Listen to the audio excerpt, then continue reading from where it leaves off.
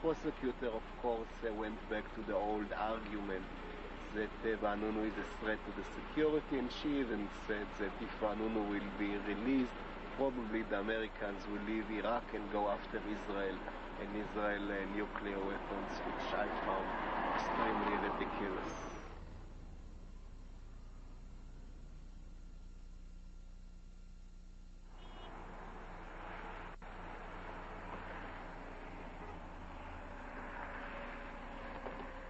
Minnesota, the Peace Bridge and a weekly ritual. Every Wednesday, hundreds protest against the war. Mary's there, so of course is Nick. Every week the numbers grow. There's a new generation of peaceniks who were children when Israel's nuclear weapons were exposed.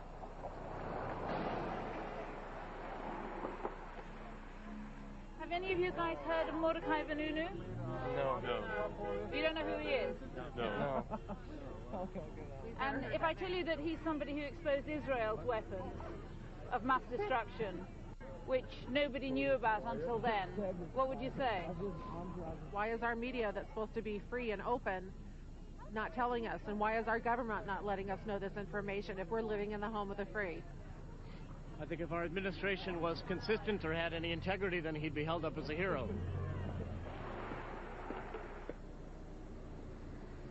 We're going to work with the members of the Security Council in the days ahead to make it clear to Saddam that the demands of the world and the United Nations will be enforced. In Washington, which gives Israel more than $3 billion a year, the talk is only of Iraq. For weeks we've tried to get an interview about Israel's weapons of mass destruction, but no one in this Bush administration wants to talk about Israel. So we've asked for an interview about the military balance of power in the Middle East, and now they've agreed. This morning, we've finally been told that we're going to have an interviewee. He's an expert in all matters Israeli, he's an Undersecretary of Defense, and his name is Douglas Feith. The Pentagon has demanded a list of questions in advance. So, it's the balance of power, Israel's nuclear ambiguity, allegations of a double standard, and Mordecai Vanunu. The gravest danger facing America and the world is outlaw regimes that seek and possess nuclear, chemical, and biological weapons.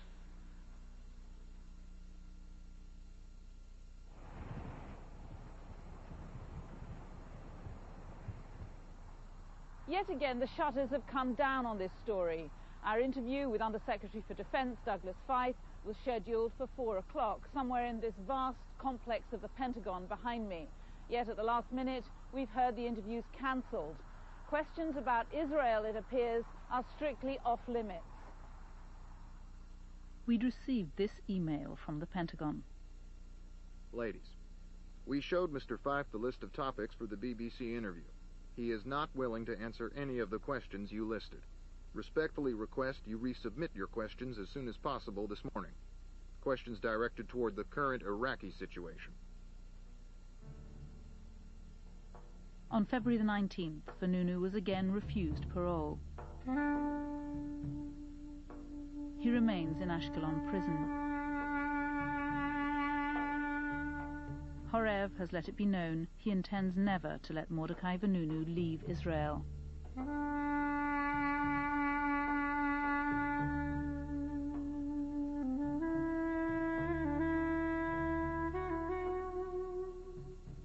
You can comment on tonight's programme by visiting our website at www.bbc.co.uk/correspondent. Next on Correspondent, America's child soldiers, how the military are taking over America's schools. That's next Sunday at 6:45.